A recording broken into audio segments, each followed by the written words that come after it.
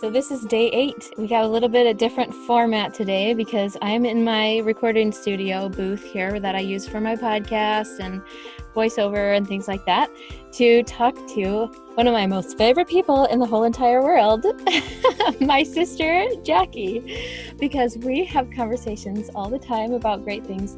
And when I told her that I was planning on doing this 30-day coping strategy challenge, she had some really cool insights about it and inspired one of the days in this whole process.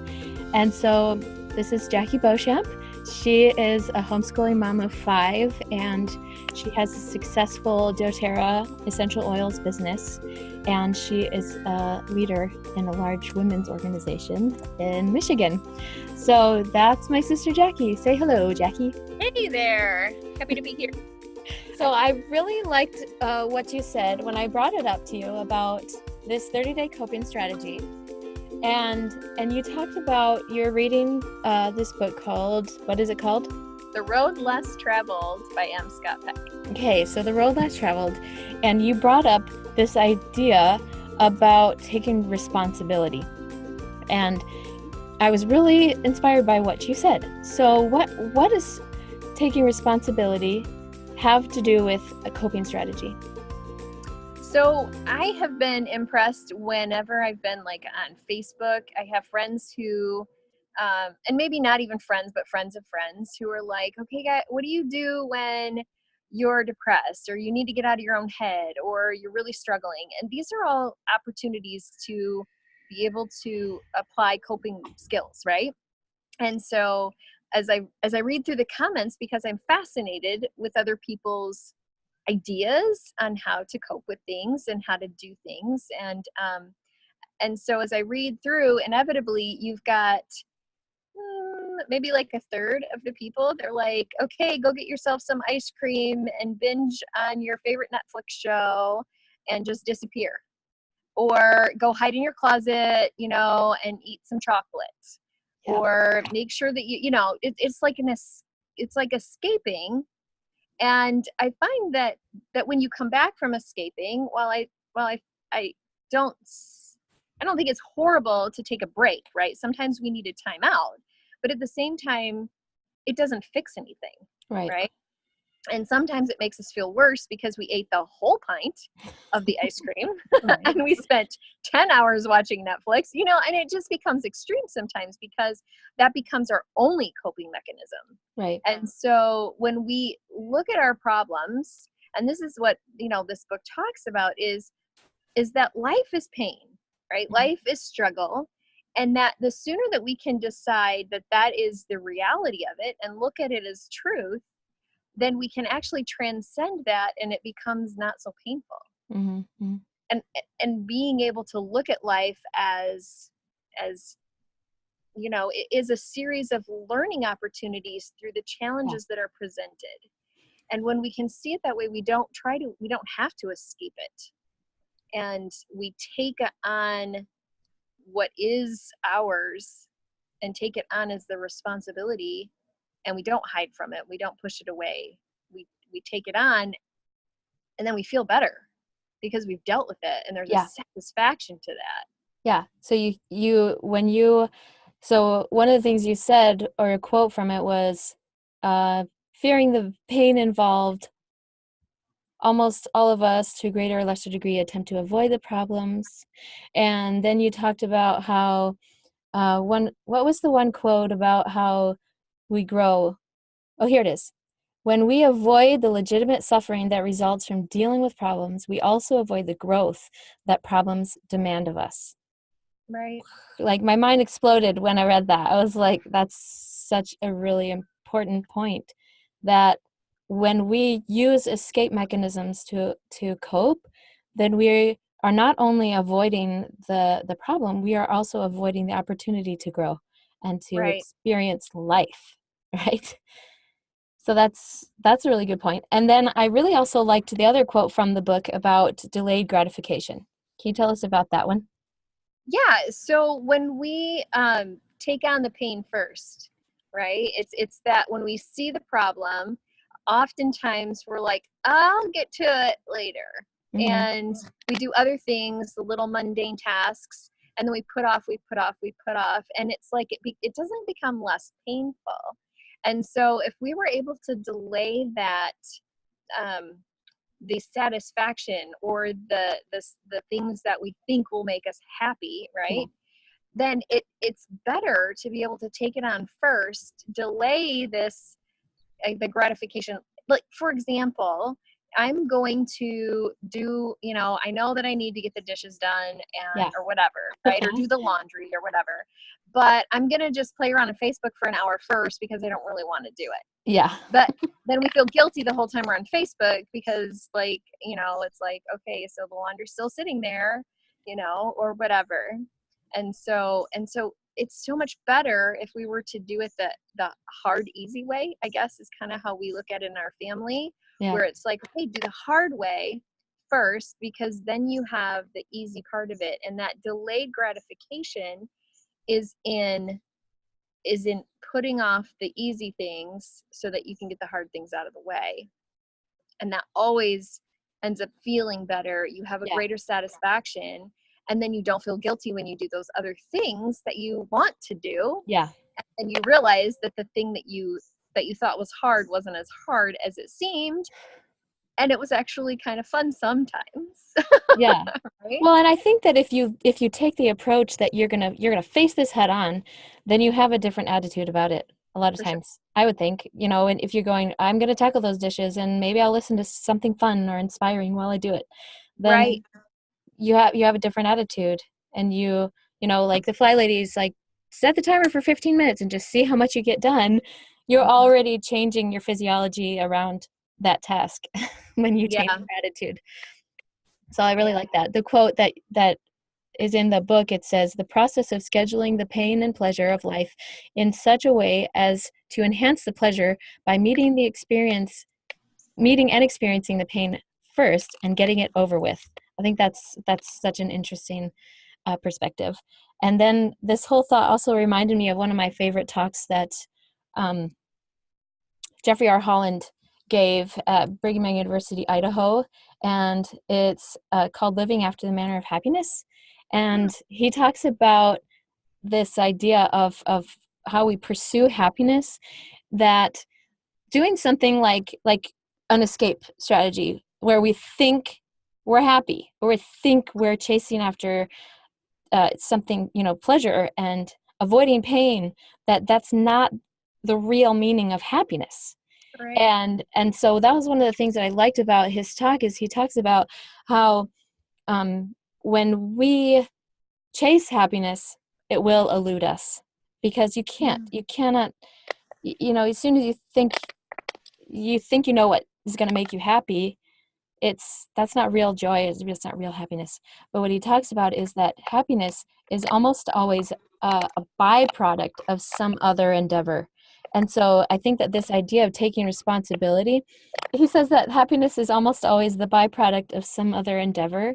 And that was like, so the advice that he gives in the talk is about how happiness, in this whole idea of like taking responsibility, is that when you are in the pursuit of doing something else productive, or facing the problems or finding solutions, that is really the true way to find the happiness.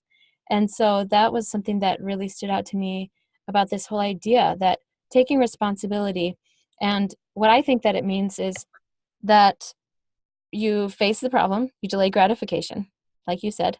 I think that it's also, when you have a conflict or a stressor that you're dealing with, face it, right? If you Right. need to apologize for something, if you owe somebody money, or, whatever it is, like if you see your kid screaming on the floor, like, don't ignore them. Don't, things like that, that just take on that responsibility. I And have a then quick also, story. oh yeah, go ahead. Very quick story. This is really interesting. This is the very epitome of what we're talking about in the negative, right? So I did this. This is something that happened to me. So I was with a friend of mine, and she loves little, like, she has these little stones that have words on them, right? And she had this one that was super precious to her. It was snowflake obsidian, and it said miracle on it. And it was really precious to her. And I was just talking to her, and she felt like she needed to give me that stone to borrow. Okay. So and I was like, okay, I was just like, and I knew that it was precious to her. So I kept it with me because I wanted to remember it and I wanted to keep it sacred. Right. And just respect that she had let me borrow this rock. Well, I was in a public bathroom and I went to tuck my pocket back in and I pulled my hand out and it fell and shattered on the floor in this public restroom. And I picked up as many pieces as I could, but I couldn't find all the pieces. Yeah. And I felt awful. I looked and looked and looked for a rock that would be similar. And I avoided her like the plague, like just would not talk to her. I wouldn't call her. I just knew how special this rock was to her. And I broke it. And so it took me a really long time, and I found a necklace that had snowflake obsidian in it. I found a different kind of rock that said miracle, but I couldn't find her rock. Oh no. And eventually I did go over to her house, and in tears, I'm like, I found your rock, and she was so great about it. She was just like, I mean, it's okay because you're more important to me than a rock. And, she just really handled it well. If I had just gone to her in the first place, I wouldn't have spent literally months like stressed about this conversation. Yeah. And so I didn't take responsibility. Yeah. I was afraid of the pain that was coming in telling her. But if I had just taken it on and just went, I'm so sorry. I mean, it still would have been tearful, right? But it was even more so because I had put it off. Right.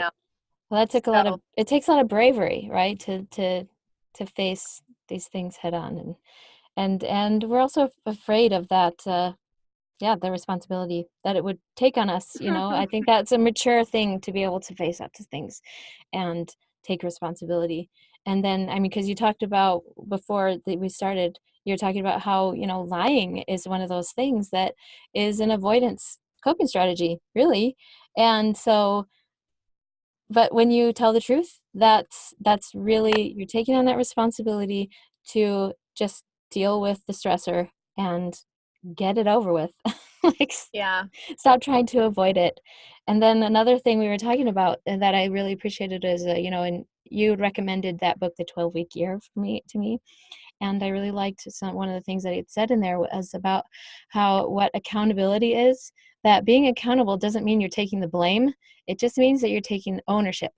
And when you own your choices, then that's empowering, and you are able to own your story. Brene Brown talks a lot about that concept, owning your story. Then you can write it. You're the one that's writing your story when you own your story. Well, and so, we leave clues to when we're not owning up to our responsibilities. Yeah. Our language and our actions. Yeah. We find ourselves in these victim mentalities, and we'll say things, in this book, Jack Canfield's Success Principles, it was really funny because I'm listening to it and he says something to the effect of, and it's not an exact quote, but it was like, if we're complaining about something, it's because we have some control over it. And we have the ability to do something about it. He goes, does anybody ever complain about gravity? No. Right? Because we don't have control over that, right?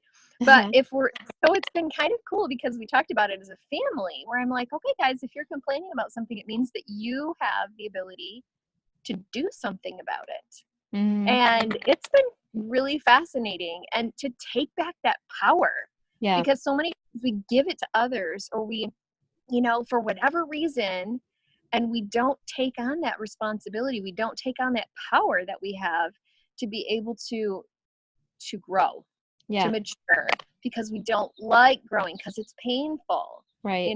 But then we look back when we have grown and we're like, oh wait, that was cool, and I did it.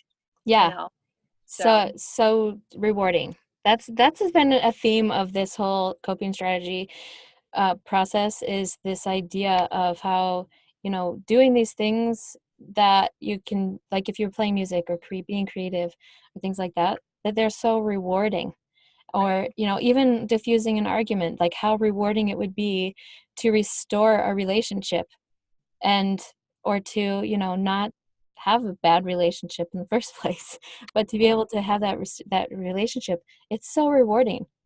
And that's what these constructive coping strategies are about, is that it's about getting that reward of feeling like, you know what, I can handle this. Or, you know, because it's about recovery, it's about self-care, and it's about that rewarding sensation of feeling like I can spring back from this and move on with my life and feel better that I was able to tackle that. And so that's that, you know, I'm going to be talking later on in the month about self-efficacy and having that internal locus of control, that outside sources, like you're saying, if you're complaining, then you need to look inside and figure out what you can do to change that. So I really appreciate that. Yeah. Cool. Thanks, Jackie. That was awesome. Yeah. No, it was good chatting. Thanks for letting me do this. It was good. Thanks again for following along. Be sure to share this with your friends. Send them to homeandfamilyculture.com/cope to catch all the videos in the 30-day challenge. And then head over to Instagram and find me at Family Culture Podcast. Tag me in your stories and tell me about how this series is making an impact on you. Tell me how this particular coping strategy is impacting you, and tag me and use the hashtag Family Coping Skills. Thank you so much for following along. You can also email me if you have questions or insights or anything you want to share at jody@homeandfamilyculture.com. Thank you so much.